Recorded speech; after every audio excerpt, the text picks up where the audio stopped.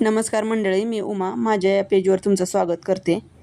अधिक महिना असल्यामुळे 33 गाईची पावलं काढून त्याची रोज पूजा करायची असं आपल्याला केंद्रातून सांगितलेलं आहे. ही रांगोळी आपण देवासमोर किंवा आपल्या दारासमोर काढू शकता. त्याची पूजा अशा प्रकारे करा. आज मी जेवणामध्ये वेगळ्या प्रकारचं वाटणाचे मिसळ बनवणार आहे. तुम्ही कोणत्या प्रकारे वाटण करता आणि तुम्ही मिसळ कशा प्रकारे बनवता हे मला नक्की तुमची रेसिपी म्हणजे कमेंटमध्ये सांगा.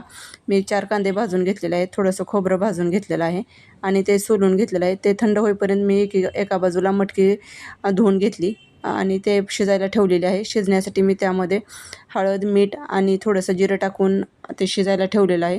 दुसऱ्या बाजूला मी वाटणाची तयारी सुरू केलेली आहे. वाटणामध्ये मी खोबरं, अद्रक आणि कांदे एका बाजूला पेस्ट केलेली आहे. दुसऱ्या बाजूला मी टोमॅटोची पेस्ट केलेली आहे. एक कढई ठेवली, त्यामध्ये जिरे, मोहरी आणि कढीपत्ता टाकून परत त्यामध्ये टोमॅटोची पेस्ट टाकलेली आहे. ते छान भाजून तेल सुटल्यानंतर त्यामध्ये मी मसाले ॲड केलेले आहेत. त्यामध्ये आपले नॉर्मल बेसिक मसाले आहेत. हळद, मीठ, लाल तिखट, काश्मीर लाल तिखट आणि मिसळपाव मसाला हे मी वापरलेलं आहे. ते चांगलं भाजून घेतल्यानंतर त्यामध्ये कांदा आणि खोबऱ्याची पेस्ट टाकून चांगल्या प्रकारे ते मिश्रण मी भाजून घेतलेलं आहे.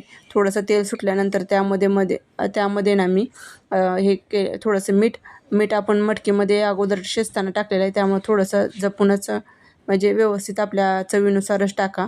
तर मी मटकी शिजलेली आहे ते त्यामध्ये मिक्स करते. जर मटकीमध्ये पाणी जर जास्त असेल तर ते पाणी बाजूला काढा. नंतर पाहिजे तसं आपल्याला ग्रेव्ही कशी पाहिजे त्यानुसार त्यात पाणी ॲड करा. माझी ग्रेव्ही थोडीशी घट्ट झाल्यामुळे मी दुसरं पाणी थोडंसं ॲड करते. नंतर आपण पाव भाजून घेऊया. पाव भाजण्यासाठी आपण तेलाचा किंवा तुपाचा वापर करू शकता. छान प्रकारे पाव भाजून घ्या.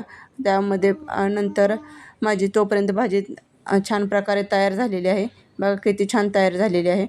अशा प्रकारे मी आता जेवणाचं ताट वाढून घेणार आहे आणि वाढून घेतलेलं आहे. त्यामध्ये थोडंसं फरसाण, कोथिंबीर, पाव आणि कांदा टाकून म्हणजे कांदा आवडत असेल तर टाका, नसेल तर आपल्या बाजूला ठेवा. ज्याला आवडत असेल ते खाईल. त्याप्रमाणे माझं ताट तयार झालेलं आहे.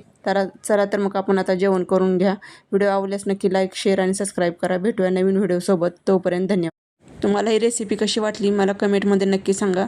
भेटूया नवीन व्हिडिओसोबत. तोपर्यंत धन्यवाद.